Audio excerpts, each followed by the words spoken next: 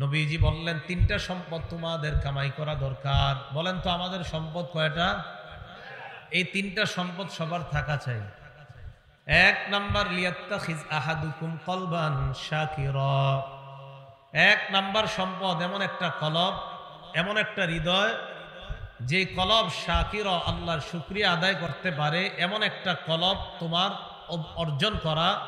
এমন একটা কলব আল্লাহর কাছ থেকে চেয়ে নাও যে কলব বেশি বেশি আল্লাহর শুকরিয়া আদায় করতে পারে। দুই নাম্বার, লিসানান যাকিরা। এমন একটা জিহ্বা, যে জিহ্বা সব সময় আল্লাহর জিকির করতে পারে, এমন একটা জিহ্বা আল্লাহর কাছে চেয়ে নাও। তিন নাম্বার, ইমরাআতান তুঈনু আলা আহাদিকুম। নবীজি বলেন তিন নাম্বার, এমন একজন বিবি, তুঈনু, যে সাহায্য করবে, আহাদাকুম, তোমাদেরকে সাহায্য করবে, আলা তাআতিল্লাহ। এমন একটা বিবি আল্লাহর কাছে চেয়ে নাও যে বিবি তোমাদেরকে আল্লাহর ইবাদত করতে সহযোগিতা করবে, এমন একজন বিবি আল্লাহর কাছে চেয়ে নাও। আমাদের জীবনে তিনটা সম্পদ দামি। এক নাম্বার, লিয়াত্তাখিজ আহাদুকুম কলবান শাকিরা, শুকর গুজারি কলব। দুই নাম্বার, লিসানান যাকিরা, জিকিরকারী জবান। তিন নাম্বার, ইমরাআতান তুঈনু আহাদাকুম আলা তাআতিল্লাহ, এমন বিবি যে বিবি তার স্বামীকে আল্লাহর ইবাদতে সাহায্য সহযোগিতা করে। এই তিনটা দামি সম্পদ আমাদের সকলের জীবনে যেন আল্লাহ দান করেন, বলি আমিন। এর মধ্যে একটা হলো কলব। এই কলবের ব্যাপারে খুব বেশি আল্লাহর কাছে দোয়া করা। সহিহ বুখারীর 52 নম্বর হাদিস, ক্বালা রাসূলুল্লাহ সাল্লাল্লাহু আলাইহি ওয়াসাল্লাম, আল্লাহ নবী বলেন, আলা ইন্না ফিল জাসাদি মুদগাতান ইযা সালাহাত সালাহাল জাসাদু কুল্লু। কোন কোন রিওয়ায়াতে সলুহাত সলুহাল জাসাদু, সালাহাত সালাহাত সলুহাত সলুহা, উভয়টা সঠিক। নবীজি বলেন তোমাদের দেহের মধ্যে একটা মাংসবিন্দু আছে, এমন একটা গোস্তের টুকরা আছে, ইযা সালাহাত সালাহাল জাসাদু কুল্লু। এই গোস্তের টুকরাটা যদি ঠিক হয়ে যায় পুরা শরীরটাই ঠিক হয়ে যাবে। ওয়া ইদা ফাসাদাত ফাসাদাল জাসাদু কুল্লু। গোস্তের টুকরাটা যদি নষ্ট হয়ে যায় পুরা শরীরটাই নষ্ট হয়ে যাবে। নবীজি বলেন, আলা ওয়াহিয়াল কলব, শোনো তোমরা, ওই গোস্তের টুকরাটা হলো কলব নামক টুকরা। এই কলব যদি নষ্ট হয়ে যায় মানুষের দেহ নষ্ট হয়ে যাবে। কলব যদি ঠিক হয়ে যায় তাহলে মানুষের দেহ ঠিক হয়ে যাবে।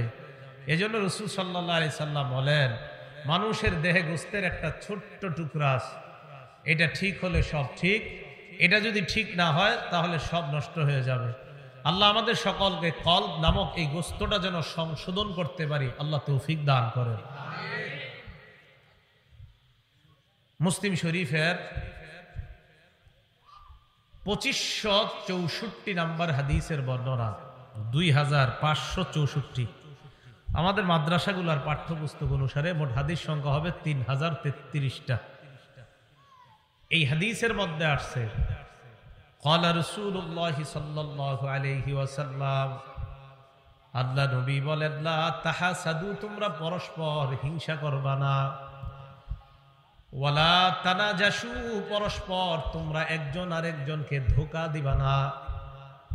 ওয়ালা তাবাগাদু, পরস্পর তোমরা বিদ্বেষ পোষণ করবা না।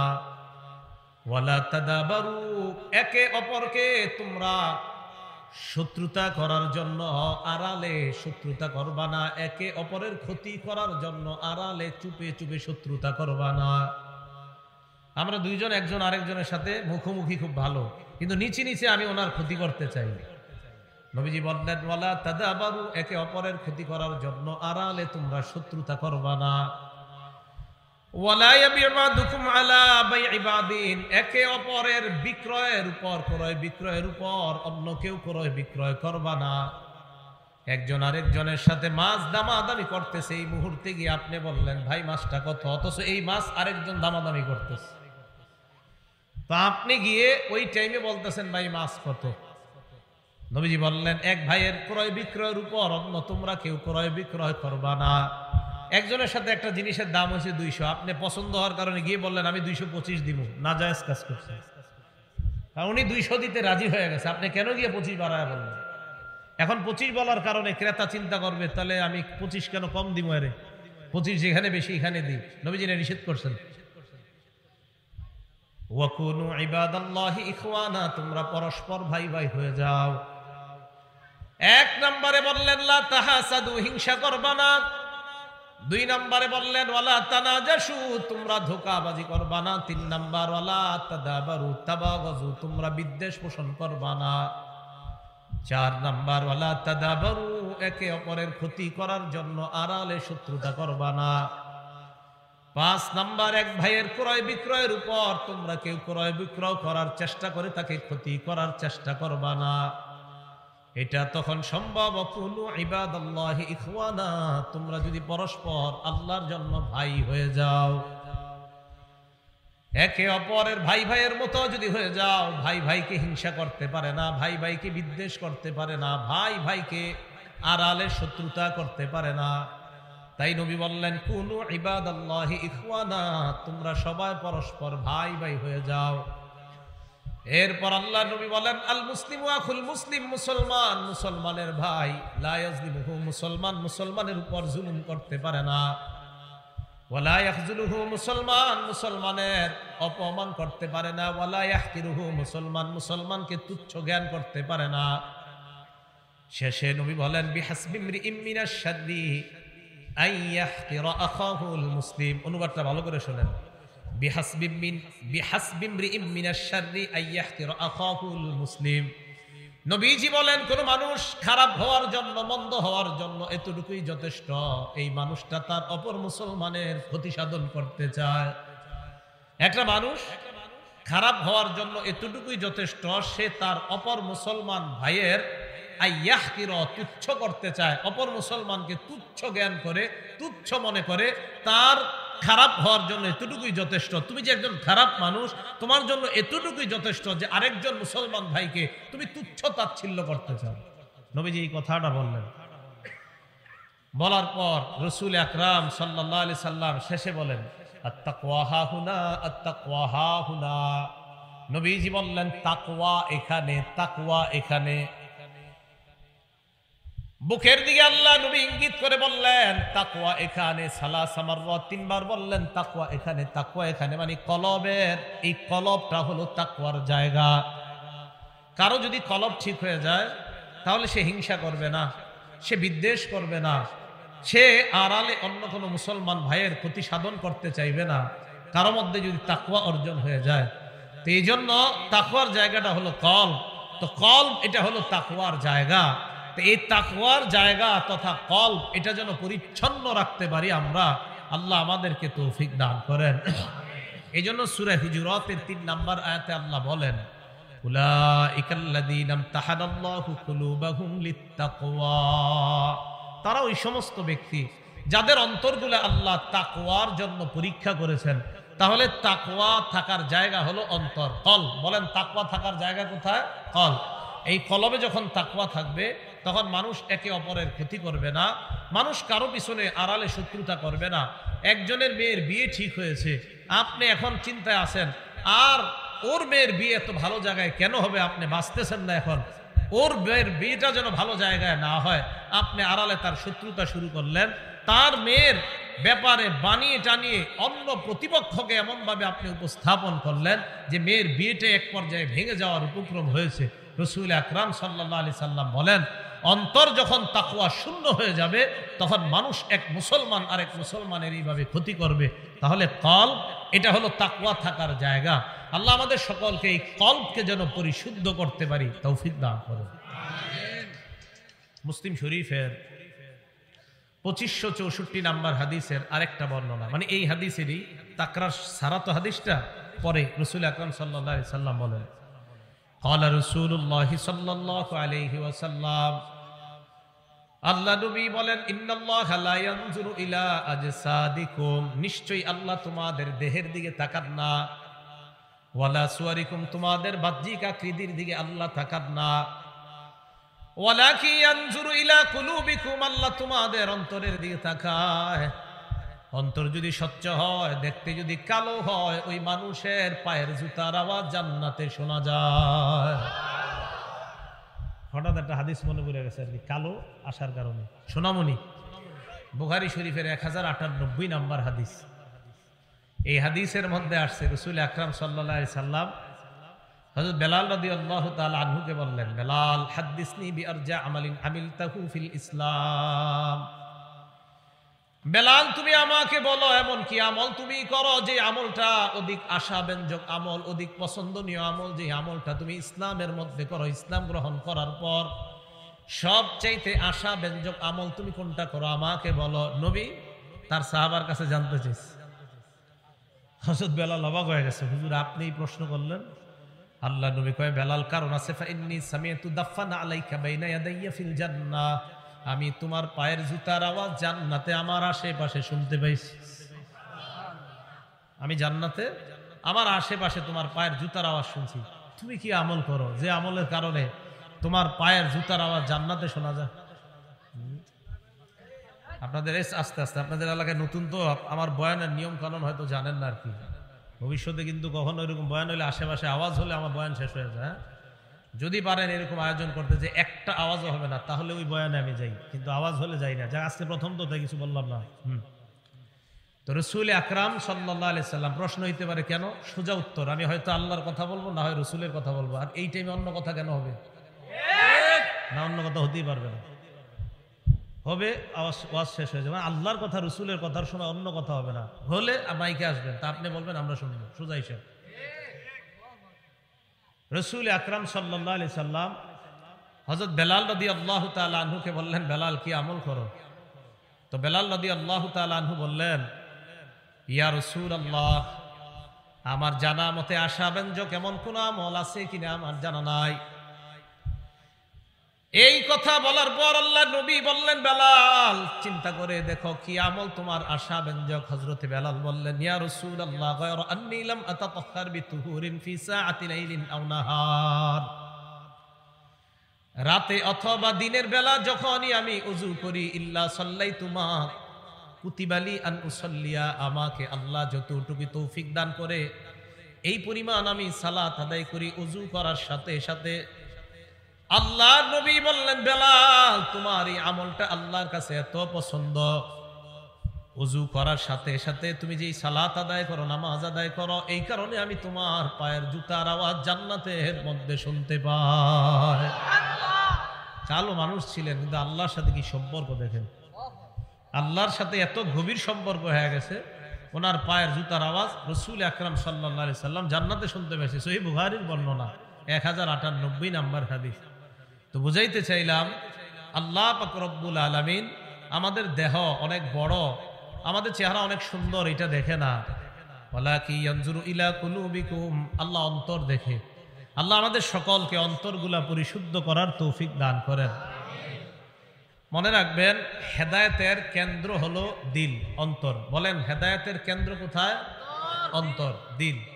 সূরা তাগাবুন 11 নাম্বার আয়াত, আল্লাহ বলেন, ওয়ামাই ইউমিন বিল্লাহি ইয়াহদি কলবাহ, যেই ব্যক্তি আল্লাহর উপর ঈমান আনে, আল্লাহকে বিশ্বাস করে, আল্লাহ তার কলবকে হেদায়েত দান করে দেয়। তাহলে হেদায়েত দান করে কলবকে, ঈমান আনলে, তাহলে ঈমান আনলে কলব হেদায়েত দান করে আল্লাহ। বোঝা গেল হেদায়েতের কেন্দ্রটাই হলো কলব। আরেকটা কথা মনে রাখবেন, ঈমানের রাখার জায়গা, ঈমান রাখার জায়গাটাও কলব। সুবহানাল্লাহ। দলিল সূরা মুজাদালা 22 নাম্বার আয়াত, আল্লাহ বলেন, উলাইকা কাতাবা ফি কুলুবিহিমুল ঈমান, তারা হলো ওই সমস্ত ব্যক্তি যাদের অন্তরের মধ্যে ঈমান আল্লাহ লিপিবদ্ধ করে দিয়েছেন। ঈমান আল্লাহ লিপিবদ্ধ করেছেন কোথায়? আল্লাহ বলেন ফি কুলুবিহিম, তাদের কলবে। এর মানে কলবের মধ্যে ঈমান রাখার জায়গা, ঈমান রাখার জায়গা হলো কলব। তাই আল্লাহ বলেন তাদের অন্তরে আল্লাহ কলবে, তাদের কলবের মধ্যে ঈমান লিপিবদ্ধ করে দিয়েছেন। কলব হেদায়েতের জায়গা, কলব ঈমানের জায়গা। আরেকটা কথা শুনেন, কলবের মধ্যে ঈমানকে আল্লাহ সাজায়। সুবহানাল্লাহ।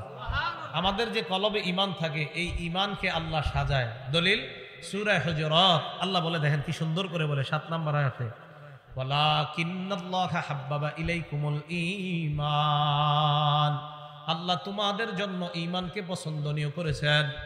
ওয়াযায়্যানাহু ফী কুলুবিকুম, এই ঈমান আল্লাহ তোমাদের অন্তরে সাজিয়ে দিয়েছেন, অন্তরে ঈমান সাজিয়ে দিয়েছেন আল্লাহ। তাহলে সাহাবাদের অন্তরটা কত পরিষ্কার অন্তর ছিল দেখেন। আল্লাহ বলেন যে তোমাদের অন্তরে ঈমান আমি আল্লাহ সাজিয়েছি। ভাই মনে রাখবেন, অন্তরে যদি ঈমান আনতে পারি আনার মতো, তাহলে এই ঈমানটা সাজিয়ে সুন্দরভাবে আল্লাহ বসিয়ে দিবেন কলবের মধ্যে। আর একটা কথা মনে রাখবেন, কলবের মধ্যেই ঈমান ঢুকানো, ঈমানের জায়গায় হলো কলব, কলবে ঈমান অনুপ্রবেশ করানো। যদি করাইতে না পারেন আপনি এখনো পরিপূর্ণ ঈমানদার হন নাই। দলিল সূরা হুজুরাতে আল্লাহ পাক রব্বুল আলামিন বলেন, ক্বালাতিল আরাবু আমান্না, গ্রামবাসীরা বলে আমরা ঈমান আনলাম। আল্লাহ কয় কুল্লাম তুমিনু, নবী আপনি বলেন তোমরা ঈমান আনো নাই। এরা কয় আমরা ঈমান আনছি। আল্লাহ কয় আপনি বলেন তোমরা ঈমান আনো নাই। ঈমান আনি নাই মানে আল্লাহ বলেন ওয়ালাম্মা ইয়াদখুলিল ঈমানু ফী কুলুবিকুম, ঈমান এখনো তোমাদের অন্তরে প্রবেশ করে নাই। ঈমান অন্তরে প্রবেশ না করা পর্যন্ত তোমরা ঈমান আনো নাই। মুখ দিয়া বললেই হবে না, অন্তরে ঈমান ঢুকাও, এটাকে বলা হয় ঈমান। তাহলে অন্তর এটা হলো ঈমান অনুপ্রবেশ করানোর জায়গা। এখানে যদি ঈমান ঢুকানো যায় তাহলে বোঝা যাবে হ্যাঁ এটা এবার ঠিক আছে, এটা ঈমানের জায়গা হলো কলব। সূরা মাইদা 41 নম্বর আয়াতে আল্লাহ পাক রব্বুল আলামিন বলেন, কলব যদি ঈমান আনে এটাই হলো ঈমান। বলেন বাংলাটা কি বললাম? কলব যদি ঈমান আনে এটা ঈমান, যদি ঈমান না আনে এটাকে ঈমান আল্লাহ বলে নাই। সূরা মাইদা 41 নম্বর আয়াতে কি কয় দেখেন আল্লাহ, ইয়া আইয়ুহার রাসূলু লা ইয়াহজুনকাল্লাযীনা ইউসারিউনা ফিল কুফর, হে নবী আপনাকে যেন পেরেশান না করে, আপনাকে যেন দুঃখ না দেয়, ব্যথা না দেয় তারা, আল্লাযীনা ইউসারিউনা ফিল কুফর, যারা দৌড়ায় কুফরির দিকে যায়, যারা কুফরির দিকে দৌড়ে যায় তাদের এই ব্যাপারটা যেন আপনাকে কষ্ট না দেয়, আপনাকে দুঃখ না দেয়। দেখেন আল্লাহ কি বলেন, মিনাল্লাযীনা ক্বালু আমান্না বিআফওয়াহিহিম, যারা মুখে বলে আমরা ঈমান আনছি, মুখে বলে আমরা ঈমান এনেছি। দাওয়াত দিতে যাবেন, চা স্টলের সামনে 2-3 জন বসা, দাওয়াত দিবেন, বলবে নামাজ না পড়লে কি হবে, ঈমান আছে ঠিক, ঈমান আনছি। আমান্না বিআফওয়াহিহিম, আল্লাহ বলেন এরা মুখে বলে আমরা ঈমান এনেছি, ওয়ালাম তুমিন কুলুবুহুম, তাদের অন্তর এখনো ঈমান আনে নাই, অন্তর ঈমান আনে নাই। বোঝা গেল ঈমান অন্তরে আনা লাগে, ঈমান অন্তরে আনতে হয়। আরেকটা কথা মনে রাখেন, যেই অন্তরে ঈমান আনে ওই ঈমানওয়ালা অন্তর আল্লাহর জিকিরে, আল্লাহর ভয়ে ভীত সন্ত্রস্ত হয়। আল্লাহর কথা শুনলেই ঈমানওয়ালা দিল কাঁপতে থাকে ভয়ে আল্লাহর কথা শুনলে। আর যদি ঈমান না থাকে দিলের মধ্যে বেশি, এরে আল্লাহর কথা শোনান আর না শোনান কোনো ব্যাপার না, থুর এগুলা হুদাই কথা, তোমরা বানায় বানায় কও এগুলা।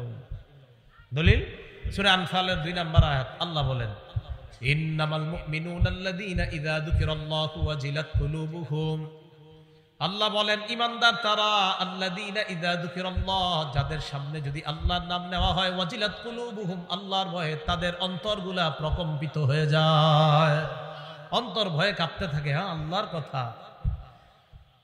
কারো অন্তর যদি আল্লাহর ভয়ে কাঁপতে থাকে, আল্লাহর জিকির শোনার পর ঈমানদারের অন্তর যদি কাঁপে, আল্লাহর নাম শোনার পর ঈমানদার যদি মনে করে আল্লাহর সামনে আমার দাঁড়াতে হবে, আল্লাহ বলেন নবী আপনি এমন ঈমানওয়ালাকে জান্নাতের সুসংবাদ দিয়ে দেন। দলিল সূরা হজের 34-35 নম্বর আয়াত আল্লাহ বলেন, ওয়াবাশশিরিল মুখবিতিনা আল্লাযীনা ইযা যুকিরাল্লাহ, ওয়াবাশশিরিল মুখবিতিন, নম্র ভদ্র হৃদয়ের অধিকারী মানুষগুলাকে আপনি সুসংবাদ দেন। আল্লাযীনা ইযা যুকিরাল্লাহু ওয়াজিলাত কুলুবুহুম, যাদের সামনে আল্লাহর নাম নিলে অন্তরগুলা ভয়ে কাঁপতে থাকে, এদেরকে সুসংবাদ দেন যে এরা মরলে জান্নাত পাবে। তাহলে দিলে যদি ঈমান থাকে, এই ঈমানওয়ালা দিল আল্লাহকে ভয় করবে। এটা বড় আজীব জিনিস, এটা পরিবর্তনশীল জিনিস। এজন্য এটা যেন পরিবর্তন হয়ে অন্য কোনো কুফরির দিকে না যায়, এটা যেন ঈমানের উপর অটল থাকতে পারে, তাই আল্লাহর কাছে খুব বেশি দোয়া করা, আল্লাহ আমাদের দিলগুলা ঈমানের উপর অটল রেখে যেন আমরা মৃত্যুবরণ করতে পারি, আল্লাহ তৌফিক দান করেন। ঈমান অন্তরের মধ্যে যদি থাকে তাহলে এই জিকিরওয়ালা ঈমানদারের অন্তর, এটা আপনার বিগলিত হওয়ার জিনিস। সূরা হাদীদের 16 নম্বর আয়াতে আল্লাহ বলেন, আলাম ইয়ানিল লাযীনা আমানু আন তাখশা কুলুবুহুম লিযিকরিল্লাহ, ইমানদারদের কি এখনো সময় হয় নাই তাদের অন্তরগুলো আল্লাহর ভয়ে বিগলিত হওয়ার জন্য কি এখনো সময় হয় নাই? আয়াত দ্বারা বোঝা যায় আল্লাহ পাক রব্বুল আলামিনের স্মরণ যখন করা হয়, আলোচনা যখন করা হয়, ইমানদারদের অন্তরগুলা বিগলিত হয়ে যায়। ইমানদারের সামনে আল্লাহর আলোচনা করার পর যদি তার অন্তর বিগলিত না হয়, বুঝতে হবে ঈমান এখন অন্তরে বসে নাই। ভালো করে মনে রাখবেন, যেমনি ভাবে অন্তর ঈমানের জায়গা, অন্তর নূরের জায়গা, তেমনি ভাবে কলব এটা গুনাহের জায়গা। বলেন কিসের জায়গা? গুনাহ। কলব এটা গুনাহেরও জায়গা। দলিল সূরা বাকারা 283 নম্বর আয়াত। আল্লাহ বলেন ওমাই ইয়াকতুমহা ফাইন্নাহু আসিমুন কলবু। আসিমুন কলবু, তার দিল গুনাহ করছে, অন্তর গুনাহ করছে। মনে রাখেন, আপনি যখন গুনাহ করেন, আপনার দিল গুনাহ করে, আপনার অন্তর গুনাহ করে, বোঝা গেল অন্তর এটা গুনাহের জায়গা। বলেন তো অন্তর এটা কিসের জায়গা? এটা গুনাহের জায়গা। অন্তরে গুনাহ স্থান দেওয়া যাবে না, অন্তর এটা গুনাহের জায়গা। আল্লাহ আমাদের সকলকে গুনাহমুক্ত হৃদয় নিয়ে আল্লাহর কাছে যাওয়ার তৌফিক দান করেন। এই জন্য অন্তরে গুনাহ স্থান দেওয়া যাবে না। সূরা মুতাফফিফিন আপনারা অনেকেই পারেন, গালিবান 14 নম্বর আয়াতে আল্লাহ বলেন কাল্লা বাল রানা আলা কুলুবিহিম মা কানু ইয়াকসিবুন। তারা তাদের কৃতকর্মের কারণে তাদের অন্তরের মধ্যে মরিচা পড়ে গিয়েছে, গুনাহের কারণে তাদের দিলের মধ্যে মরিচা পড়ে গিয়েছে। ভাই এই জায়গাটা মন দিয়ে শোনেন, দিলে যখন মরিচা পড়ে যায়, মুসলিম শরীফের বর্ণনা, লা ইয়ারিফু মুনকারান ওয়ালা ইয়ারিফু মারুফান ওয়ালা ইউনকিরু মুনকারা। বান্দার অন্তরের উপর যদি মরিচা পড়ে যায়, বান্দা ভালো খারাপ নির্ণয় করার আর যোগ্যতা রাখে না, ভালো খারাপ পার্থক্য করার যোগ্যতা রাখে না বান্দা। যখন তার দিলের উপর মরিচা পড়ে যায়, আর দিলের উপর মরিচা পড়ে গুনাহ করতে করতে, যেই ব্যক্তি যত বেশি গুনাহ করে তার দিলের উপর তত বেশি মরিচা পড়ে যায়। আর ওই মরিচাওয়ালা দিল যখন হয়ে যায়, তখন তার লা ইয়ারিফু মারুফা, ভালো কোনটা, ওয়ালা ইউনকিরু মুনকারা, ভালো আর মন্দের পার্থক্য করতে পারে না। এর কাছে নামাজের কথা বলেন, আর রোজার কথা বলেন, আর মদের কথা বলেন, এর কাছে সব একই মনে হয়। এই জন্য যদি দিলের উপর গুনাহের আসর পড়ে যায়, তাহলে অবস্থা খুব খারাপ।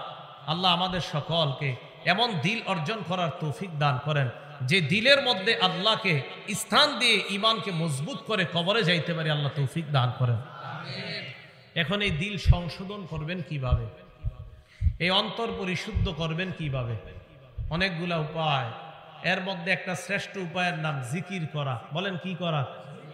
বলেন তো অন্তর পরিশুদ্ধ সাফ করা, অন্তর প্রশান্তি হওয়ার শ্রেষ্ঠ উপায় কি করা? জিকির করা। আল্লাহ পাক রব্বুল আলামিন সূরা রাদের 28 নম্বর আয়াতে বলেন আল্লাযীনা আমানু ওয়া তাতমাইন্নু কুলুবুহুম বিযিকরিল্লাহ। যারা ঈমান আনে, ওয়া তাতমাইন্নু কুলুবুহুম বিযিকরিল্লাহ, আল্লাহর জিকিরে যাদের অন্তরগুলা প্রশান্ত হয়। আল্লাহ বলেন আলা বিযিকরিল্লাহি তাতমাইন্নুল কুলুব, জিকিরের মাধ্যমে দিলগুলা প্রশান্ত হয়। যত বেশি জিকির করা হয়, তত বেশি দিল প্রশান্ত হয়ে যায়। তাহলে আল্লাহর জিকির যত বেশি করবেন, দিল তত প্রশান্ত হবে। এই জায়গা থেকে মা বোনরা যারা বাহিরে মাইক দিচ্ছেন না, আপনারাও আলোচনাটা মন দিয়ে শোনেন। রান্না করার সময়, সন্তান দুধ পান করানোর সময়, কাপড় ধোয়ার সময়, ঘর ঝাড়ু দেওয়ার সময় জিকির শূন্য মুখটাকে রাখবেন না। এমনকি মা বোনরা যে মাসে অসুস্থতা হয়, ওই অসুস্থতার সময়ও তারা জিকির করতে পারবে। অসুস্থতার সময় কি করতে পারবে? জিকির করতে পারবে। তো জিকির শূন্য যেন না হয়।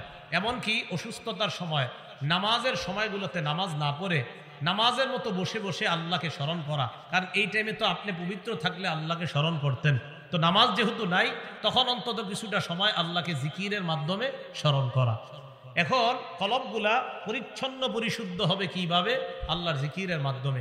তিরমিজি শরীফের 3375 নম্বর হাদিসের বর্ণনা, 2375 নম্বর হাদিসের বর্ণনা। এই হাদিসের মধ্যে আসছে, এক ব্যক্তি রাসূল আকরাম সাল্লাল্লাহু আলাইহি সাল্লামের কাছে আসছে। আসার পর বললেন আখবিরনি বিআমালিন ইয়া রাসূলুল্লাহ, ইন্না শারাইআল ইসলাম ক্বাদ কাসুরাত আলাইয়া। ইয়া রাসূলুল্লাহ, ইসলামের বিধি বিধান আমার কাছে অনেক বেশি মনে হয়, আমাকে সংক্ষেপে এমন আমল শিখায়া দেন যে আমল করলে আমার কাজ হবে। কি বুঝাইতে চাও তুমি? হুজুর আমি এত কিছু মুখস্থ রাখতে পারি না। অনেক সহজ সরল মানুষ আছে না, আপনার অনেক কিছু মুখস্থ রাখতে পারে না। তো সাহাবা আয়েশা বলতেছে হুজুর আমি তো এত কিছু ভুলে যাই, আমি আপনি আমারে সংক্ষেপে কিছু শিখাইয়া দেন যেটা আমি আমল করলে সহজে আমি নাজাত পেয়ে যাব। নবীজি বললেন, শোনো, লা ইয়াজালু লিসানুকা রাতবাম মিন যিকরিল্লাহ, সদা সর্বদা তোমার জিহ্বাটা যেন আল্লাহর জিকিরে তরু তাজা হয়ে যায়, আশা করা যায় তুমি নাজাত পেয়ে যাইবা। জিকির, এই জিকিরের মাধ্যমে তোমার জিহ্বাটা যেন তরু তাজা হয়ে যায়, আশা করা যায় নাজাত পেয়ে যাবে। এই আমলটা একটা কথাই লিখে রাখেন না, যে জিহ্বা সদা সর্বদা আল্লাহর জিকিরে ভিজা থাকা, তরু তাজা থাকা। অনেকে বলে পান না খাইলে আমার জিহ্বা শুকায় যায়। রসুল বললেন জিকির করলে জিহ্বা ভিজা হয়ে যায়। যখন পান খাইতে মন চাইবে জিকির করবেন। হ্যাঁ, আমি পান না খাইতে নিষেধ করি নাই, যাদের অভ্যাস তো খাই পান। তো বুঝাইতে চাইলাম আপনার, যে আপনি, অনেকে বলে আর কি কয়, আর জানি কি কি বলে এরা, যে এটা না খাইলে আমার গলা শুকায় যায়, বিড়ি না খাইলে আমার দিন যায় না। অথচ রাসূল আকরাম সাল্লাল্লাহু আলাইহি সাল্লাম বলেন তোমার জিহ্বা যেন জিকিরের মাধ্যমে তরুতাজা থাকে। এই হাদিস গবেষণা করলে এটাই বোঝা যায় যে যত বেশি জিকির করবে তার জিহ্বা তত সজীব থাকবে, তত তাজা থাকবে। আর ওই তাজাওয়ালা জিহ্বাওয়ালা যখন কবরে যাবে অবশ্যই তত দ্রুত জান্নাতে যাবে। লা ইয়াজালু লিসান। তিরমিজি শরীফের 3376 নম্বর হাদিস, মানে আগের হাদিসের পরের হাদিস। এই হাদিসের মধ্যে আসছে, সুইলা রাসূলুল্লাহ সাল্লাল্লাহু আলাইহি ওয়াসাল্লাম আইয়ুল ইবাদি আফজালু ইয়াউমাল কিয়ামাতি দারাজাতান ইনদাল্লাহি ইয়াউমাল কিয়ামাহ। নবীজিকে প্রশ্ন করা হলো, আইয়ুল ইবাদি আফজালু দারাজাতান ইনদাল্লাহি ইয়াউমাল কিয়ামাহ, কিয়ামতের ময়দানে আল্লাহর কাছে মর্যাদায় কোন ব্যক্তিটা সবচেয়ে বেশি মর্যাদার অধিকারী হবে আপনার কাছে জানতে চাই। নবীজি জবাব দিলেন, কিয়ামতের ময়দানে আল্লাহর কাছে সবচেয়ে মর্যাদাবান বান্দা বান্দি হবে আয-যাকিরুনাল্লাহ কাসীরান ওয়াজ-যাকিরাত, যে নারী পুরুষ যত বেশি তাদের জিহ্বাটা আল্লাহর জিকিরে তরু তাজা রাখবে, কিয়ামতের ময়দানে আল্লাহর কাছে তাদের মর্যাদা তত বেশি হয়ে যাবে। যে যত বেশি জিকির করবে নারী পুরুষ, কিয়ামতের ময়দানে আল্লাহর কাছে তাদের মর্যাদা তত বেশি হবে। তিরমিজি শরীফের 3377 নম্বর হাদিসের বর্ণনা। এই হাদিসের মধ্যে আসছে, রাসূল আকরাম সাল্লাল্লাহু আলাইহি সাল্লাম বলেন, আমি কি তোমাদেরকে এমন একটা কথা আমল শিখাবো না, যে আমলটা করলে আযকাহা ইনদা মালিকিকুম, যে আমলটা আল্লাহর কাছে অনেক পবিত্র। তুমি যত বেশি করবা তত বেশি আমলটা আল্লাহর কাছে পবিত্র হবে, আর ওই পবিত্র আমল ওয়ালাকেও আল্লাহ তত বেশি পবিত্র বানায় দিবেন। কথা কিন্তু শেষ হয় নেই। এক আমল দেখেন কয় উপকারিতা, ওয়া আরফাইহা ফি দারাজাতিকুম, আবার এই আমলটা করলে তোমাদের মর্যাদাও বাড়বে। এই আমলটা করলে তোমাদের মর্যাদা বাড়বে, আল্লাহর কাছে অধিক পবিত্রতা অর্জন করতে পারবা। আরো অনেকগুলা বর্ণনা করছে। তো সাহাবারা কয়, হুজুর বলেন কি? নবীজি বললেন, জিকরুল্লাহ, আল্লাহর জিকির যত বেশি করবা তত বেশি পবিত্র হয়ে যাইবা, কিয়ামতের ময়দানে তোমার তত বেশি মর্যাদা হবে আল্লাহর কাছে। তাহলে যত বেশি জিকির করব তত বেশি মর্যাদা হবে। নবীজির এক সাহাবা এই হাদিসের শেষে বলেন যে আমার জানা মতে জিকিরের চাইতে এত বেশি নাজাত দানকারী আমল আর আছে কিনা ফরজের পর আমার জানা নাই, যে জিকির একটা মানুষকে কতটা বেশি নাজাত দান করবে। এই জন্য জিকিরের মাধ্যমে কলবটা প্রশান্তময় হৃদয় বানানোর চেষ্টা করা। আল্লাহ আমাদেরকে তৌফিক দান করেন। মুসলিম শরীফের 2676 নম্বর হাদিস। এই হাদিসের মধ্যে আসছে, আন আবি হুরায়রা রাদিয়াল্লাহু তাআলা আনহু قال বাইনামা রাসূলুল্লাহ সাল্লাল্লাহু আলাইহি ওয়াসাল্লাম ইয়ামশি ফি তরিকিহি ইলা মক্কা, আল্লাহ নবী মক্কার দিকে, মক্কার রাস্তা ধরে মক্কার দিকে চলতে লাগলেন। মক্কার দিকে আল্লাহ নবী যখন রওনা করলেন, যাইতে যাইতে আল্লাহ নবী মাররা আলা জুমদান, একটা পাহাড়ের পাশ দিয়ে অতিক্রম করলেন। পাহাড়টার নাম হলো জুমদান। কি নাম? জুমদান নামক পাহাড়। নবীজি বললেন, হাযা জুমদান, এটা হলো জুমদান নামক পাহাড়। এই কথা বলার পর আল্লাহ নবী বললেন, সাবাকাল মুফাররিদুন, সাবাকাল মুফাররিদুন, মুফাররিদুনরা অগ্রগামী হয়ে গিয়েছে, মুফাররিদুনরা অগ্রগামী হয়ে গিয়েছে। বলেন সবাই, মুফাররিদুন। আবার মুফাররিদুন, মুফাররিদুনরা কি হয়ে গেছে? অগ্রগামী। আচ্ছা, সামনে যারা বসা আছেন, মুফাররিদুন কারে কয় জানেননি? একজন খালি কইছে না, বাকিরা চুপ, মানে চুপ থাকা সম্মতির লক্ষণ, মানে অন্যরা জানেন। মুফাররিদুন কারে কয় জানেন? এই জিনাটা আগে বললেন না কেন? জানেন? আরে সাহাবারাও তো জানে নাই, তা আপনারা কেন জানেন? মানে এরকম ভাবসাব যে সাহাবাদের চেয়ে বেশি বুঝে মনে হয়। আমি যখন বললাম মুফারিদুন কারে কয় জানেন, সব চুপ, মানে হুজুর জি জানি। তো জানলে বলেন। সাহাবারাও জেনে জানেন, আমি তো অবাক হয়ে গেছি ভুয়াপুরে এসে যে আল্লাহ, মনে হয় এই জায়গায় পাওয়া গেছে কিছু যারা জানে। হ্যাঁ, সাহাবারা বললেন ওমাল মুফাররিদুন ইয়া রাসূলুল্লাহ, হুজুর মুফাররিদুন আবার কি জিনিস? আল্লাহ নবী বলেন মুফাররিদুন চিনো না? কয় না, চিনি না। নবীজি বললেন আয-যাকিরুনাল্লাহ কাসীরান ওয়াজ-যাকিরাত, যে নারী পুরুষরা বেশি বেশি আল্লাহর জিকির করে তারা হলো মুফাররিদুন। তারা কিয়ামতের ময়দানে সবার আগে আগে জান্নাতের দিকে রওনা করবে। সুবহানাল্লাহ, মনে থাকবে না আজকে থেকে, নাম কি? মুফাররিদুন। যারা বেশি জিকির করে নারী পুরুষ তাদের নাম কি? এবার আরেকটা শিখেন, বলেন মুফরিদুন। আগেরটা কি শিখছেন? মুফাররিদুন, আর এটা মুফরিদুন। আবার বলেন আগেরটা কি? মুফাররিদুন, আর এটা মুফরিদুন। মানে হালকা পাতলা যারা। এই জায়গায় চিকুন আছেন কারা কারা? হাত তুলেন তো। আচ্ছা, হাত নামা। ঠিক আছে।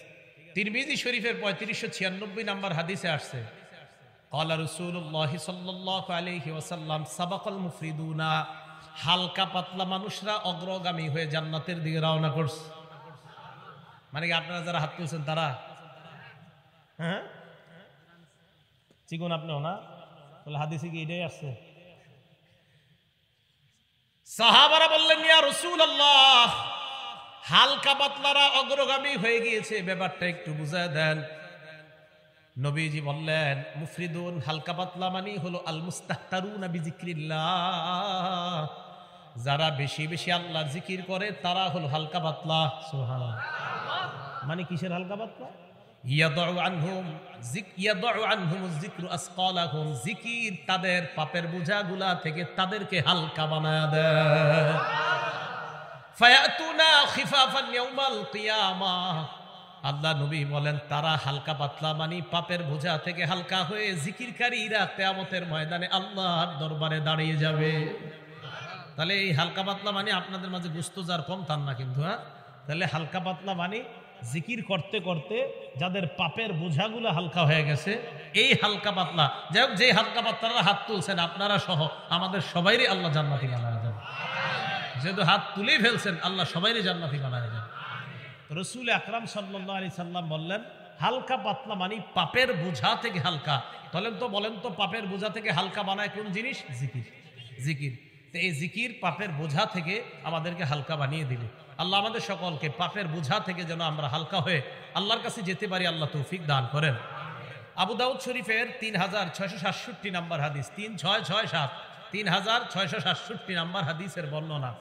এই হাদিসের মধ্যে আসছে ক্বালা রাসূলুল্লাহ সাল্লাল্লাহু আলাইহি ওয়াসাল্লাম, আল্লাহ নবী বলেন লা আন আকুদা মা কওমিন ইয়াযকুরুনাল্লাহ, নবীজি বলেন মিন তুলুইল ফাজরি ইলা আন তাতলুআ আশ-শামসু বা মিন সালাতিল গাদাতি মিন সালাতিল ফাজরি ইলা আন তাতলুআ আশ-শামস, ফজরের নামাজের পর থেকে সূর্য ওঠার আগ পর্যন্ত যারা জিকির করে তাদের সাথে আমি নবী বসে থাকা খায়রুন অথবা আহাব্বু ইলাইয়া মিম্মা তালাত আলাইহিস শামস। আরেক বর্ণনায় আহাব্বু ইলাইয়া মিন আন উতিকা আরবাআতাম মিন বুলদি ইসমাঈল, আল্লাহ নবী বলেন ইসমাইলি বংশের 4টা গোলাম আযাদ করা, এই 4 গোলাম আযাদ করা অনেক বড় ফজিলতের কাজ। এই ফজিলতের কাজের চাইতেও বেশি আমার কাছে ফজিলত জিকিরকারী মজলিসের মধ্যে ফজর থেকে সূর্য ওঠা পর্যন্ত যদি আমি বসে থাকতে পারি, ওই 4 গোলাম আযাদ করার চাইতেও আল্লাহর কাছে এটা অনেক দামি হয়ে যায়। এর চেয়ে বেশি আমার কাছে এটা প্রিয় যে আমি একটা জিকিরকারী মজলিসের সাথে বসে থাকবো। এরপর রাসূল বলেন ওয়ালা আন আকুদা মা কওমিন ইয়াযকুরুনাল্লাহ, জিকিরকারী সম্প্রদায়ের সাথে বসে থাকা মিন সালাতিল আসরি, আসরের নামাজের পর থেকে ইলা আন তাগরুবা শামস আহাব্বু ইলাইয়া মিন আন উতিকা আরবাআ, আসরের নামাজের পর থেকে মাগরিব পর্যন্ত যদি কোনো জিকিরকারী মজলিস থাকে আর তাদের সাথে যদি আমি বসে থাকি, 4টা গোলাম আযাদ করা এর চাইতেও বেশি আমার কাছে ওই জিকিরকারী মজলিসের সাথে বসে থাকাটা প্রিয় হয়ে যায়। তো জিকিরকারী মজলিস যারা, এটা অনেক দামি মজলিস, এটা অনেক উঁচা মজলিস, দামি মজলিস। তো জিকির করা, জিকিরকারী মজলিসে থাকা, অংশগ্রহণ করা, এটা আল্লাহর কাছে অনেক দামি। আল্লাহ আমাদের সকলকে জিকিরকারী মজলিসে বেশি বেশি শরীক হওয়ার তৌফিক দান করেন। আপনারা যে এখানে বসলেন, এই বসাটারও একটা দাম আছে। এখানে না বৈশা আপনারা যদি কোনো গানের মজলিসে বসতেন, আর এটা যদি জিকির শূন্য মজলিস হয়, তাহলে কিন্তু খুব খারাপ অবস্থা। আবু দাউদ শরীফের 4856 নাম্বার হাদিসের বর্ণনা। এই হাদিসের মধ্যে আসছে, আমরা দুইজন এক জায়গায় বসছি কথা বলার জন্য, এমনি দুইজন বসে রয়েছি। তো কথা বইলা টইলা দুনিয়াবি কিছু গল্প গুজব কইরা নাটক সিনেমার গল্প করে উঠে গেছে। ক্বালা রাসূলুল্লাহ সাল্লাল্লাহু আলাইহি ওয়াসাল্লাম, আল্লাহ নবী বলেন, মান কাদা মাকআদান, কোন ব্যক্তি যদি কোন বৈঠকের মধ্যে বসে, কোন আসনে বসে, আমি এই আসনের মধ্যে বসলাম, চা স্টলের সামনে দুইটা চেয়ারে আমরা দুইজন বসলাম, এক আসনে আমি বসলাম আর এক আসনে আমার বন্ধুকে বসাইলাম। বসানোর পর আলাম ইয়াজকুরিল্লাহ, দুইজন দুনিয়াবি অনেক কথা বললাম, একটু বারো আল্লাহর নাম নিলাম না, আল্লাহর নাম নেই। নবীজি বলেন, কানা আলাইহি তিরাতুন, হতে পারে এই বৈঠকটা তার জন্য আল্লাহর পক্ষ থেকে গজবের কারণ হয়ে যেতে পারে। তোমার এই বৈঠক কেন জিকির শূন্য হবে? কি কঠিন কথা দেখছেন। কেউ যদি ঘুমাইতে যায়, বালিশে মাথা রাখার পর নাটক সিনেমার গান শুনতে শুনতে ঘুমিয়ে গেছে, আল্লাহর নাম নেয় নাই, রসুলের উপর দুরূদ পড়ে নাই, কান আলাইহি তিরাতুন, এই ঘুম তার জন্য গজবের কারণ হতে পারে।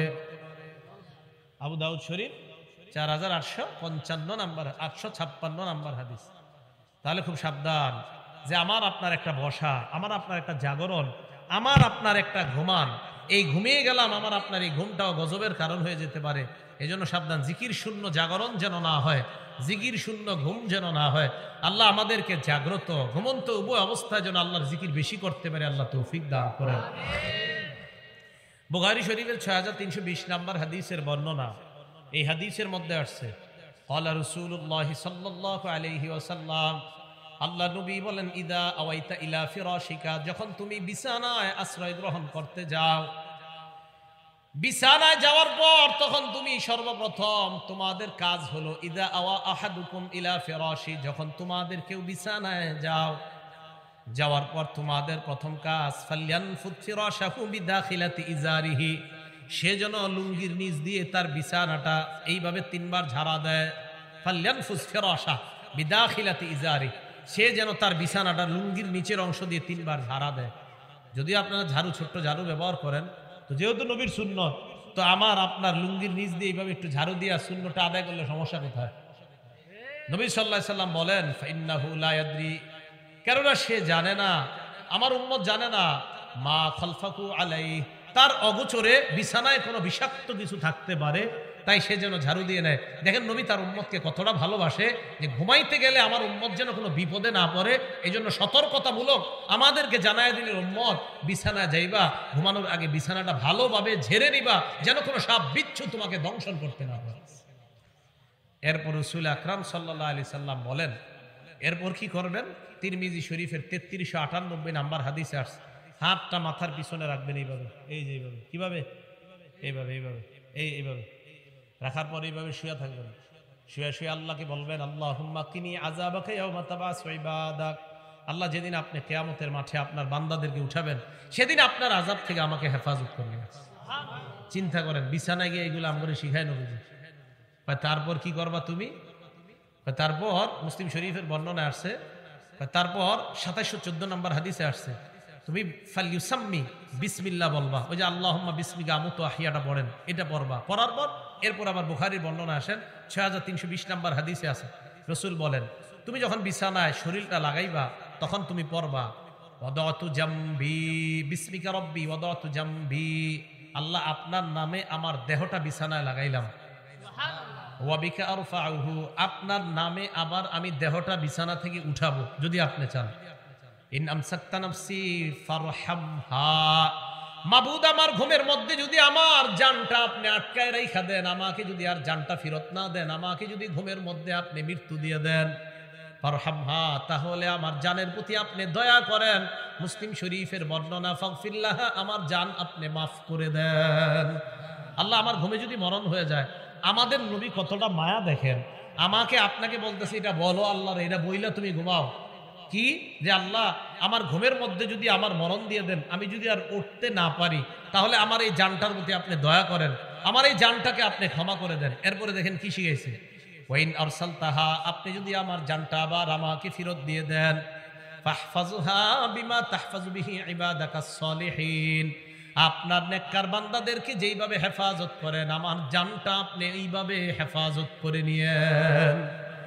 এই কথাগুলা আল্লাহর জিকিরে আপনি ঘুমানোর সময় আল্লাহকে বলবেন। আমি বাংলাটা আবার বলছি, যদি আরবিটা না পারেন, আরবিটা আমি আবার একবারে বলছি। বিসমিকা রব্বি ওয়াদাতু জামবি ওয়া বিকা আরফাউহু ইন আমসাকতা নাফসি ফারহামহা ওয়া ইন আরসালতাহা ফাহফাজহা বিমা তাহফাজু বিহি ইবাদাকাস সালিহিন। সহিহ বুখারী 6320 নম্বর হাদিস। মোট হাদিস সংখ্যা হবে 7563টা হাদিস। এই হাদিসের কিতাবের মধ্যে আসছে যে রাসূল সাল্লাল্লাহু আলাইহি সাল্লাম এইভাবে আমাদেরকে শোয়ার পর আমরা যেন এইভাবে আল্লাহর কাছে দোয়া করি, তাহলে আমার ঘুমটাও হয়ে গেল আল্লাহর জিকিরের সাথে, আর আমার জাগরণটাও যে বললাম আমরা দুজন একসাথে বসলাম, বসার পর আমাদের কিছু আলোচনায় যেন অবশ্যই আল্লাহর জিকির থাকে, রাসূল সাল্লাল্লাহু আলাইহি সাল্লামের উপর দুরূদ ইত্যাদি এগুলা থাকে। তাই তো আলোচক যারা আলোচনা শুরু করে কিভাবে, নাহমাদুহু ওয়া নুসাল্লি আলা রাসূলিল কারীম, প্রথমে আল্লাহর প্রশংসা করে এরপর নবীর উপর দুরূদ পড়ে, ঠিক না? কারণ মসজিদ যেন জিকির শূন্য না হয়। এখন যে কথাটা বলবো অনেকের মনে খারাপ লাগতে পারে, কষ্ট লাগতে পারে, বাকি গার্জিয়ানরা সাবধান হয়ে যাবেন, সন্তানদেরকে এই মসজিদ থেকে দূরে রাখেন। কি দেখেন, আবু দাউদ শরীফের 4855 নম্বর হাদিস। এই হাদিসে আসছে ক্বালা রাসূলুল্লাহ সাল্লাল্লাহু আলাইহি ওয়াসাল্লাম, আল্লাহ নবী বলেন, মা মিন কওমিন ইয়াকুমুনা মিন মাজলিসিন লাম ইয়াযকুরুল্লাহ, কোন সম্প্রদায় এমন কোন মসজিদ থেকে উঠলো যে মসজিদের মধ্যে আল্লাহর নাম নেয় না। গানের কনসার্টে গেলেন, 2 ঘন্টা গান শুনলেন, 1 ঘন্টা গানের মসজিদে ছিলেন, গান শুনছেন, আধা ঘন্টা গান শুনছেন, 1 ঘন্টা গান শুনছেন, শুনে এবার আইসা পড়ছেন। আল্লাহ নবী বলেন, মা মিন কওমিন ইয়াকুনুনা মিন মাজলিসিন, কোন সম্প্রদায় এমন কোন মসজিদ থেকে উঠছে লা ইয়াযকুরুনাল্লাহ, যে মসজিদে আল্লাহর নাম নেয় না। আচ্ছা, গায়ে হলুদের অনুষ্ঠান কি দেশ গ্রামে হয়? এইসব এলাকাতেও হয়? আমি তো ভাবছি শুধু ঢাকাতে হয়। গায়ে হলুদের অনুষ্ঠানে গান বাজায়নি, এরকম বড় বড় বক্স লাগায়? আচ্ছা, গায়ে হলুদে খানা টানার আয়োজন হয়নি? আচ্ছা, খানা কি গোস্ত টোস্ত ইত্যাদি খাওয়ায় না? আচ্ছা, বিয়ে বাড়ির আয়োজন হয়নি? ওই বিয়ের পার্টিতে বউবাতে বড় বড় গান ছাড়ে, ডেকসেট ছাইরা গান বাজায়, এমন আয়োজন হয়নি? নাউজুবিল্লাহ। তাহলে শোনেন, আয়োজনে গিয়ে খাইলেন খাসি, খাইলেন গরু, খাইলেন মুরগি, কিন্তু নবীজি দেখেন কি কয়, আপনারা কি খাইয়া বেরোইছেন, নবীজি কি কয় দেখেন। গরু খাইছেন না, মুরগি খেয়েছেন। এই জন্য ভালো মানুষ যারা, আপনারা যদি এই সমস্ত দাওয়াতে জানি, চুপচাপ নিচের দিকে তাকায় বসে থাকবেন। গান হইতেছে আশেপাশে, কি করবেন? আত্মীয়র বিয়া ঠিকা চলে গেছেন, তো গিয়া নিচের দিকে তাকায় বসে থাকবেন, যতক্ষণ পারেন ইস্তেগফার পড়তে থাকবেন। খানাটা দিব কোনো মধ্যে খেয়ে তাড়াতাড়ি বেরিয়ে চলে আসবেন। রাসূল আকরাম সাল্লাল্লাহু আলাইহি সাল্লাম বলেন, কোন সম্প্রদায় এমন কোন মসজিদ থেকে যদি ওঠে যে মসজিদে আল্লাহর নাম নেওয়া হয় না, আল্লাহর নাফরমানি করা হয়, ইল্লা কামু আন মিসলি জিফাতি হিমার, আল্লাহ নবী বলেন তারা মরা গাধার বুঝন সভা থেকে বের হয়ে আসছে। মরা গাধার বুঝন সবার আয়োজন হয়েছে, ওই আয়োজন থেকে আমার উম্মত বের হয়ে আসছে। তাহলে জিকির শূন্য মসজিদ থেকে যদি বের হন, মরা গাধার বুঝন সভা থেকে আপনি বের হয়ে আসলেন। আল্লাহ আমাদের সকলকে হেফাজত করেন। আপনি শুয়ে রয়েছেন রাতের বেলা, বালিশে মাথা লাগাইছেন, ঘুম আসে না, এই অভিযোগ আসেনি সবার? ঘুম আসে না, ঘুম আসবে কিভাবে? রাত 7টার পরে মোবাইল আর চালায়েন না। ঘুম যদি কালকে থেকে না আসে আমারে জানায়েন। 7টার পরে আর মোবাইল চালায়েন না, এটা আলমারিতে উঠায় রাখেন। এরপরে আপনি দেখেন ঘুম না এসে উপায় আছে কিনা।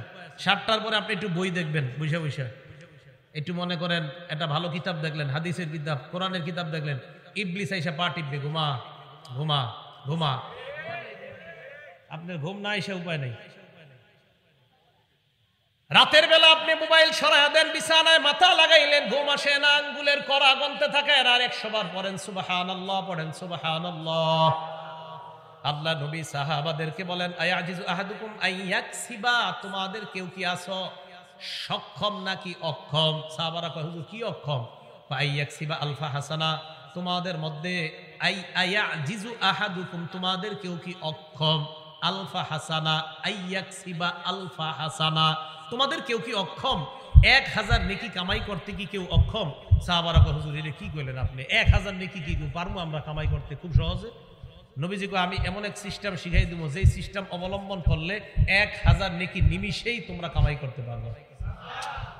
সাহাবারা বললেন, হুজুর কি আমল? আল্লাহ নবী কয়, ইউসাব্বিহু মিআতা তাসবিহা, 100 বার সুবহানাল্লাহ পড়ো, ইউকতাবু লাহু আলফু হাসানাত, তার আমল নামায় আল্লাহ পাকের পক্ষ থেকে 1000 নেকি লিপিবদ্ধ হয়ে যায়। শুয়ে শুয়ে সুবহানাল্লাহ বলেন 1000 বার। এবার আল্লাহ নবী বলেন, যদি তোমার 1000 নেকি লেখা না হয় তোমার জীবন থেকে, আও ইয়াদউ আনহু, অথবা ইউহাত্তু আনহু আলফু খতিআত, তোমার জীবন থেকে 1000 গুনাহ ঝরে পড়ে মুছে যায়। কয়শো বার সুবহানাল্লাহ? 100 বার। কয়শো বার সুবহানাল্লাহ? 100 বার। এবার আরেকটা, যদি দেখেন 100 বার পড়ার পরে ঘুমায় না, এখন আরেকটা বলবেন, বলেন সুবহানাল্লাহি ওয়া বিহামদি, বলেন সুবহানাল্লাহি 100 বার। এটাও কয়বার? আল্লাহ নবী বলেন সুবহানাল্লাহি ওয়া বিহামদিহি, বাস এতটুকুই তুমি 100 বার পড়লা, গফিরাত খাতায়া ওয়া ইন কানাত মিসলা জাবাদিল বাহরি, সমুদ্রের ফেনা পরিমাণ গুনাহ যদি হয় তোমার গুনাহ মাফ। তোমার গুনাহ, তাহলে আপনার সমস্যা কোথায়? গুনাহ মাফ করাইবেন। বাস এবার রাতের বেলা কিছু গুনাহ হয়ে গেছে, কালকে গতকালকে মনে করেন, গুনাহ হওয়ার পরে এশার নামাজ পড়ে আপনি মনটা খারাপ, আর এই গুনাহগুলা করলাম, এখন বাস এশার নামাজের পরেও 2-1টা গুনাহ হয়ে গেছে, রাত্রে ঘুমায় রইছেন, এই তাসবিহগুলা পড়ছেন, পড়িয়া টইরা ফজরের সময় উঠছেন, উঠার পর এবার আপনি উজু করবেন, উজু করে তো ফজর নামাজ পড়বেন। তিরমিজি শরীফের 2 নম্বর হাদিস আজকে থেকে মনে রাখবেন, মা বোনরাও সবাই, নারী পুরুষ সবাই। রাসূল আকরাম সাল্লাল্লাহু আলাইহি সাল্লাম বলেন, ইজা তাওয়াদ্দা আল আব্দুল মুসলিমু আও ইল মুমিনু, কোন মুসলমান যখন উজু করে, কোন মুমিন যখন উজু করে, ফাগাসালা ওয়াজহা, চেহারা যখন ধৌত করে, খরাজা মিন ওয়াজহিহি কুল্লু খাতিআতিন নাযারা ইলাইহা বিআইনাইহি মাআল মাই আও মা আখিরি কতরিল মা। আল্লাহ নবী বলেন, আমার কোন মুসলমান উম্মত, কোন মুমিন উম্মত, উম্মতি, কোন নারী পুরুষ যদি উজু করে, উজু করার সময় যখন চেহারা ধৌত করে, চোখ দিয়া যত গুনাহ করছে, ওই চেহারার পানিগুলা ঝরে পড়ার শেষ ফোঁটার সাথে তার চোখের গুনাহগুলা ঝরে পড়ে যায়। মন দিয়ে উজু করবেন। কি দিয়ে উজু করতে হবে? হ্যাঁ, মন দিয়ে, যে আমার গুনাহ ঝরে পড়বে। ওয়াইদা গাসালা ইয়াদাইহা, হাত যখন ধৌত করে, খরাজা মিন ইয়াদাইহি কুল্লু খাতিআতিন বাতাসাত হা ইয়াদা, 2 হাত যত গুনাহ করছে পানির শেষ ফোঁটার সাথে সব গুনাহ পড়ে যায়। তাহলে আপনারা এই আমলগুলা মনোযোগ সহকারে করা, খুব মনোযোগ দিয়ে করা। এখন করতে গিয়ে আবার এমন যেন না হয় যে কিছু অংশ শুকায় রয়েছে, তাহলে কিন্তু আবার নামাজ হবে না। দলিল সহিহ বুখারী 60 নম্বর হাদিস, আব্দুল্লাহ ইবনে ওমর রাদিয়াল্লাহু তাআলা আনহুমার বর্ণনা, তিনি বলেন, তাখাল্লাফা আন নবী সাল্লাল্লাহু আলাইহি ওয়াসাল্লাম, আল্লাহ নবী আমাদের এক সফরে পিছনে পড়ে গেলেন। সাফারনাহা ফি সাফরাতিন সাফারনাহা, এক সফরে আমরা আল্লাহ নবীর সাথে ছিলাম, ওই সফরের মধ্যে আল্লাহ নবী পিছনে পড়ে গেলেন। তাখাল্লাফা আন নবী সাল্লাল্লাহু আলাইহি সাল্লাম ফি সাফরাতিন সাফারনাহা, এক সফরে নবী আমাদের পিছনে পড়ে গেলেন, তো আমরা সামনে। ফাদরাকানা, আল্লাহ নবী আমাদেরকে ধরে ফেললেন, মানে তাড়াতাড়ি আসছে। ওয়াকাদ আরহাকাতনাস সালাহ, আসরের নামাজ চলে যায় অবস্থা, তো আসর তো তাড়াতাড়ি পড়তে হবে। এখন আমরা উজু করতে লাগলাম, নাহনুনা তাওয়াদ্দু, আমরা উজু করতে লাগলাম। ফাজআলনা নামসাহু আলা আরজুলিনা, পাগুলা কোনোমতে ধুইতে লাগলাম। তো ধুইতে গিয়া অনেকের পায়ের এই পিছনের গোছা শুকনা রইছে, মানে তাড়াতাড়ি ফজর পড়তে হইব।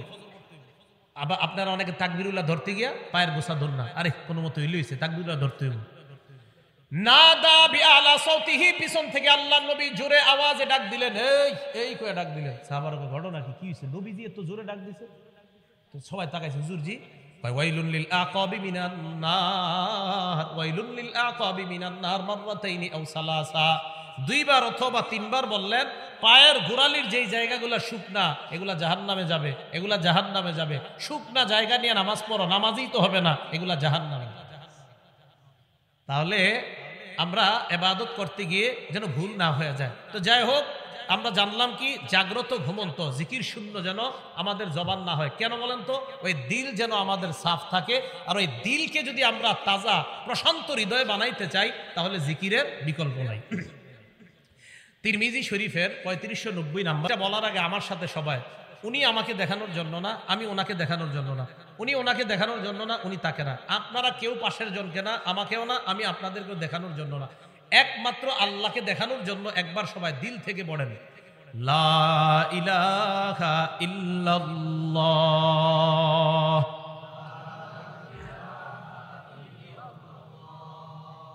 আচ্ছা, মনে করে নেন আমাদের হয় নাই, তো আবার আমরা একদম সত্যি সত্যি আল্লাহকে দেখানোর জন্য আবার লা ইলাহা ইল্লাল্লাহ।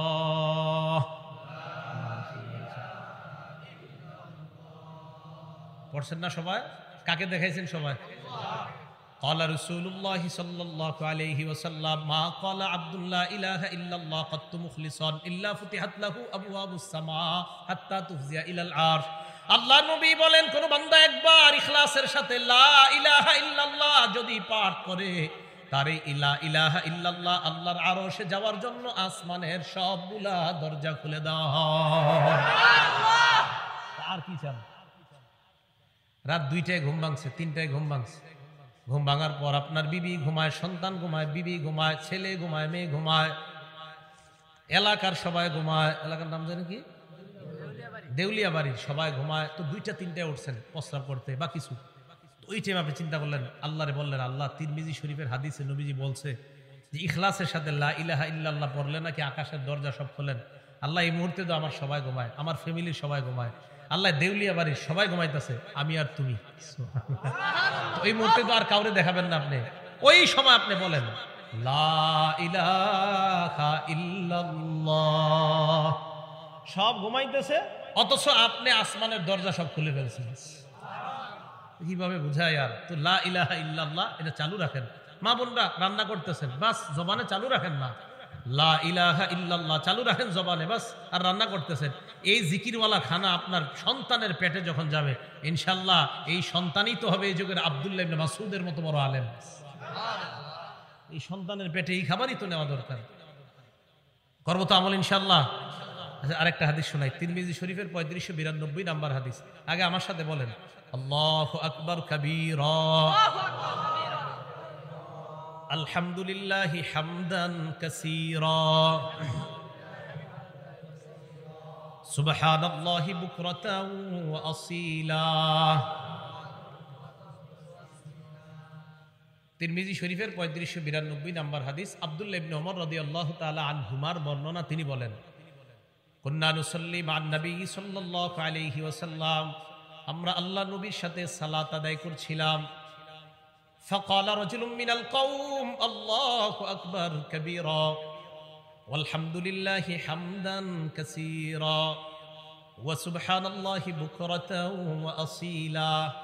একজন এটা বলে উঠছে। নবীজি আমাদের দিকে তাকিয়ে বললেন, মানিল কাইলু কালিমাতান কাযা ওয়া কাযা, এই 3টা বাক্য কে বলছে? এক সাহাবা বললেন, আনা হুজুর, আমি কইছি। হুজুর তুমি বলছো এই 3টা?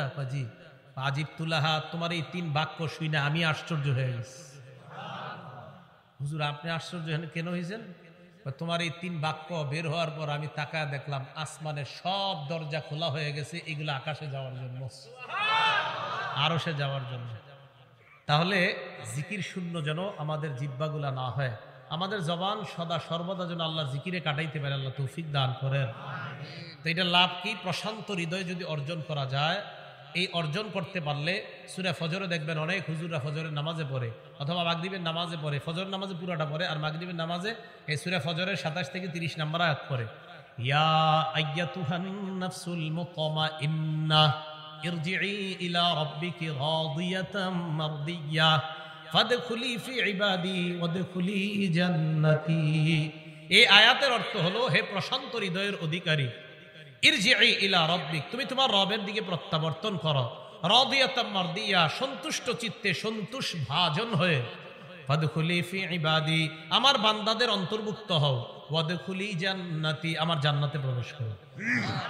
সাইদ ইবনে জুবায়ের নবীর সাহাবা, উনি বলেন, আমি এই আয়াতটা নবীজির সামনে পড়লাম, তো নবীজির সাথে আবু বকর সিদ্দিক রাদিয়াল্লাহু তাআলা আনহু বসা। আদ-দুরুল মানসুরের মধ্যে আসছে 8 নম্বর খণ্ড 813 নম্বর পৃষ্ঠা, সেখানে আসছে যে আমি এই আয়াতটা নবীর সামনে পড়লাম, পড়ার পর আবু বকর সিদ্দিক বললেন, ইন্না হাযা হাসান, তুমি তো অনেক সুন্দর একটা আয়াত পড়ছো, সুবহানাল্লাহ। নবীজি কয়, আবু বকর, যে আয়াতটা পড়ছে এই আয়াতের মর্মবাণী হলো যে প্রশান্ত হৃদয় ওলাদেরকে ফেরেশতা স্বাগত জানাইতে জানাইতে জান্নাতের দিকে নিয়ে যাবে।